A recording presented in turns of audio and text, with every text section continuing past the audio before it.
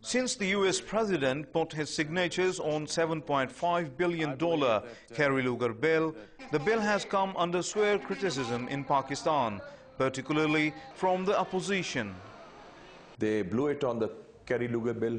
They didn't gauge the popular reaction. There was an effusive praise of the Kerry Lugar bill by the foreign minister in Washington, and in Pakistan he made a different statement. Then he was forced to dash back to Washington for the clarification. The opposition politicians can say what they want.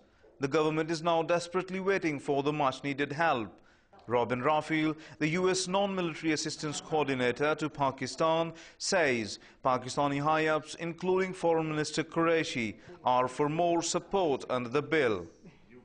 Very, very productive meeting with the Foreign Minister, talking about US economic assistance and how we in the Foreign Ministry will be working together along with other key ministries in the government of Pakistan as we move forward in designing this program. Policy experts have termed the first installment insufficient contribution towards a totally damaged Pakistani economy.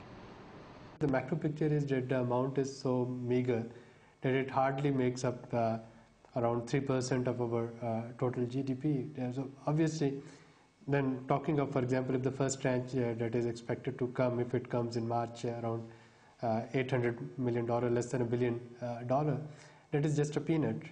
Some believe expecting too much and getting too much from the US can be counterproductive. The US wants to give, and the government, like the previous governments in Pakistan, is more than willing to receive the first installment of aid. The question is where the money will be spent. Faisal Raza Khan, DawnNews, Islamabad.